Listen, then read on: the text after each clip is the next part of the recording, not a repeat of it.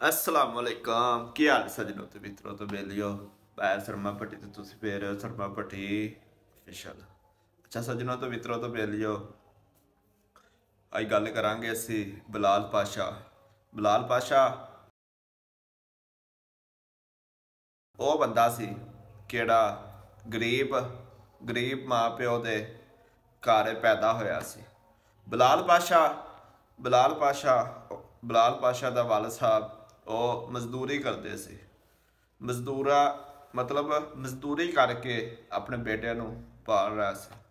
बिलाल पाशा नहीं सी पाल रहे बल्कि उनके पांच बेटे सी बिलाल पाशा दे। बिलाल पाशा दे मतलब बिलाल पाशा केड़ा और लास्ट होंदा मतलब पंजवा सब तो आखिरी पुत्र सी। बिलाल पाशा तो केड़े चार वड्डे सी मतलब बिलाल पाशा सब तो छोटा सी। बिलाल पाशा केड़ा मतलब सब तो छोटा सी ਉਹਦੇ वाल साहब ਉਹਨੂੰ पैसा ला के मतलब पूरा ਉਹਨੂੰ पढ़ाया। तो बिलाल पाशा सरकारी च पढ़िया हालांकि प्राइवेट भी नहीं पढ़िया। तो बिलाल पाशा पहले हिफज़े कुरान भी सी माशाअल्लाह कह रहे हैं लोग हिफज़े कुरान भी सी। तो उस तो बाद बिलाल पाशा की उनका नाम है तलीम में मतलब कुरान पाक पढ़ते सी। कुरान पाक मस्जिद ही बच्चों पढ़ा पढ़ू लेंदे सी। नाल उन्होंने मतलब उन्होंने को अपना खर्चा पानी बनू लेंदे सी। नाल ट्यूशन पढ़ा लेंदे सी। ते बिलाल पाशा हुण की उनका नाम है पहले पिंडी च उन्होंने तबादला होया सी। उस तो पहले पेशावर वाल होया सी जां लबनान वाल होया सी मेरे हिसाब नाल थोड़ा दूर ही होया सी। ते अपने वाल साहब नाल गल करते रहंदे सी।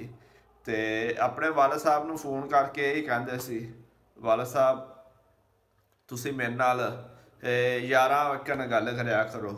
तो फिर कदी कदी वाल साहब नूं ये भी कहंदे सी कि वाल साहब तुसी मेरे नाल अपने दोस्तां वकन मतलब कि मैं अपने यारां बेलियां नाल गल करना तुसी उवें ना मेरे गल करया करो ताकि मैं किहड़ी भी गल है अपनी किहड़ी भी दिल की गल है वो मैं तुहाडे नाल शेयर कर सकां।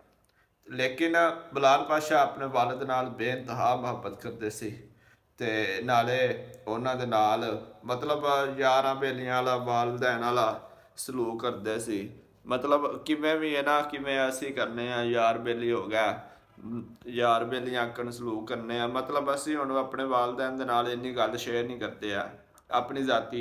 लेकिन बिलाल पाशा आए सी कहते ने उन्हें हर गल अपने वाल साहब नाल शेयर करते सी।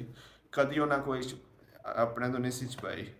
तो बिलाल पाशा आया सी तकरीबन जुम्मे जां हफ्ते नूं आए ने। ते उस तो बाद फिर कहते सी अपने वाल साहब ने घर आए ने वाल साहब नूं कहंदे ने वाल साहब मेरा तबादला हो गया पिंडी दे विच। ते पिंडी दे विच गए ने उत्थे जाके मतलब उत्ते उन्हें तुहानूं पता है CSS करके ते SP लग गया सी। ते उन्होंने माशाअल्लाह बड़ियां सहूलतां देंदे ने हुकूमत वाले। तो उस तो बाद उन्हें मेहनत मुहनत करते रहे लाहौर भी बड़ी देर रहे ने अपने रिश्तेदारों को सब तो उतली तीसरी मंजिल पे। ते उत्थे भुख भुख लगती सी ते कहंदे सी मतलब अपनी पुप्पी नूं कहंदे सी उहदी पुप्पी दी केड़ी छोटी सी ना अपनी मतलब वो अपनी कज़न नूं छोटी नूं ਉਹਨੂੰ ਕਹਿੰਦਾ ਸੀ ਭੁੱਖ ਲੱਗੀ ਹੈ ਤੇ ਜਾ ਆਪਣੀ ਮਾਮਾ ਨੂੰ ਕਹਿ ਮੈਨੂੰ ਭੁੱਖ ਲੱਗੀ ਹੈ ਤੇ ਜਾ ਕੇ ਨਾ ਤੇ ਉਹਨੂੰ ਕਹਿ ਰੋਟੀ ਦੇ ਜਾ ਮੈਨੂੰ। ਤੇ ਉਹ ਰੋਟੀ ਦੇ ਜਾਂਦੇ ਸੀ ਤੇ ਉਸ ਤੋਂ ਬਾਅਦ ਫਿਰ ਆਪੇ ਹੀ ਖਾਂਦਾ ਪੀਂਦਾ ਰਹਿੰਦਾ ਸੀ ਤੇ ਆਪੇ ਉੱਤੇ ਪੜਦਾ ਪੁੜਦਾ ਰਹਿੰਦਾ ਸੀ। ਤੇ ਉਸ ਤੋਂ ਬਾਅਦ ਮਾਸ਼ਾਅੱਲਾ ਉਹਨੇ CSS ਪਾਸ ਕਰ ਲਿਆ ਬੜਾ ਜ਼ਹੀਨ ਬੱਚਾ ਸੀ। ਤੇ CSS ਪਾਸ ਕਰ ਲਿਆ ਤੇ ਉਸ ਤੋਂ ਬਾਅਦ ਲੱਗ ਗਿਆ ਤੇ ਉਹਨੇ ਤਕਰੀਬਨ 2-3 ਸਾਲ ਕੀਤਾ ਹੈ। ਤੇ ਮਾਸ਼ਾਅੱਲਾ ਹਜੇ ਉਹਨਾਂ ਦੀ ਉਮਰ ਵੀ 28 ਸਾਲ ਉਮਰ ਸੀ। ਤੇ ਮੈਂ ਨਾ ਜਵਾਨੀ ਦੇ ਵਿੱਚ ਹੀ ਅੱਲਾ ਪਾਕ ਕਿਹਨੂੰ ਇੱਜ਼ਤ ਦੇ ਸੋਹਣੀ ਦੇ ਦਿੰਦਾ। ਤੇ ਉਸ ਤੋਂ ਬਾਅਦ ਉਹਨਾਂ ਪਿੰਡੀ ਚਲੇ ਗਿਆ ਪਿੰਡੀ ਤੇ ਜਾ ਕੇ ਤੇ ਰਹਿ ਨੇ ਤੇ ਉਹਨੇ ਕਹਿੰਦੇ ਸੀ ਪੀਰ ਵਾਲ ਦੇ ਮੇਰਾ ਨਾ ਉੱਥੇ ਡਿਊਟੀ ਸ਼ੁਰੂ ਹੋ ਜਾਣੀ ਆਪਣੇ ਵਾਲਾ ਸਾਹਿਬ ਨੂੰ ਕਹਿ ਗਏ ਨੇ ਮਤਲਬ ਵਾਲਾ ਸਾਹਿਬ ਨੂੰ ਵੀ ਮਿਲ ਕੇ ਮੁਲਕ ਗਏ ਨੇ। ਤੇ ਵਾਲਾ ਸਾਹਿਬ ਨੂੰ ਕਹਿ ਗਏ ਨੇ ਮੇਰੇ ਨਾ ਪੀਰ ਨੂੰ ਉੱਥੇ ਹੋ ਜਾਣਾ ਤੇ ਤੁਸੀਂ ਮੇਰੇ ਕੋਲ ਆ ਜਾਓ ਅਗਰ ਮੈਂ ਨਾ ਆਇਆ ਤਾਂ ਤੁਸੀਂ ਮੇਰੇ ਕੋਲ ਆ ਜਾਓ। ਤੁਹਾਨੂੰ ਪਤਾ ਹੈ CSS ਕਿਹੜਾ ਅਫਸਰ ਹੁੰਦਾ ਉਹਨੂੰ ਘਰ ਘੂਰ ਵੀ ਦਿੰਦੇ ਨੇ ਸਾਰਾ ਕੁਝ ਦਿੰਦੇ ਨੇ। ਤੇ ਉਸ ਤੋਂ ਬਾਅਦ ਕਹਿੰਦਾ ਠੀਕ ਹੈ, ਵਾਲਾ ਸਾਹਿਬ ਕਹਿੰਦਾ ਠੀਕ ਹੈ। ਤੇ ਵਾਲਾ ਸਾਹਿਬ ਨਾਲ ਦਾ ਨਾਲ ਉਹਨਾਂ ਦਾ ਭਾਈ ਵੀ ਆਇਆ ਸੀ, ਕਹਿੰਦਾ ਮੈਂ ਗੱਲ ਗੁੱਲ ਕਰਦਾ ਰਿਹਾ ਵਾਂ। ਤੇ ਉਸ ਤੋਂ ਬਾਅਦ ਮੈਂ ਬਲਾਲ ਨੂੰ ਕਾਲਾਂ ਕੂਲਾਂ ਕਰਦਾ ਰਿਹਾ, ਤੇ ਬਲਾਲ ਮੇਰੀ ਕਾਲ ਅਟੈਂਡ ਨਹੀਂ ਕੀਤੀ, ਤੇ ਮੈਂ ਇੰਨਾ ਨਾ ਸੀਰੀਅਸ ਨਹੀਂ ਲਿਆ।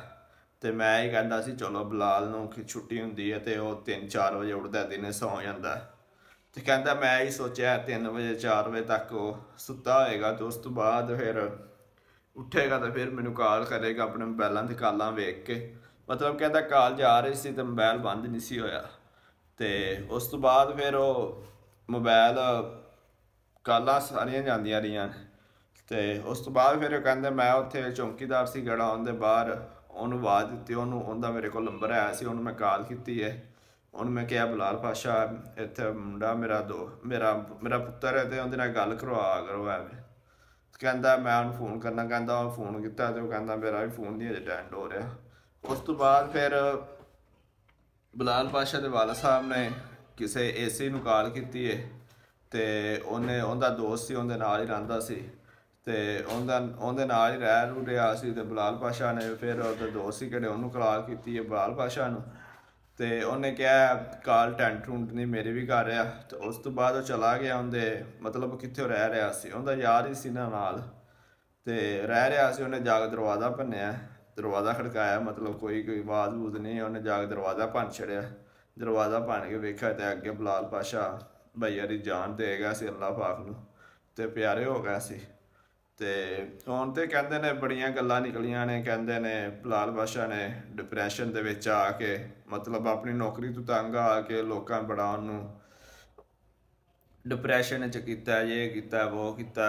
ਉਹ ਕਹਿੰਦਾ ਨਾ ਕਿੰਨੀਆਂ ਗੱਲਾਂ ਆਉਂਦੀਆਂ ਮੂੰਹ ਤੇ ਇਹ ਗੱਲ ਸੀ ਸਾਰੀ। ਅੱਲਾਹ ਪਾਕ ਉਹਨੂੰ ਬਲਾਲ ਪਾਸ਼ਾ ਭਾਈ ਨੂੰ ਜੰਨਤ ਫਿਰਦੌਸ ਵਿੱਚ ਆਲਾ ਜਗ੍ਹਾ ਦੇ, ਤੇ ਇਨਸ਼ਾਅੱਲਾ ਸਾਡੀ ਇਹ ਹੀ ਦੁਆ ਹੈ।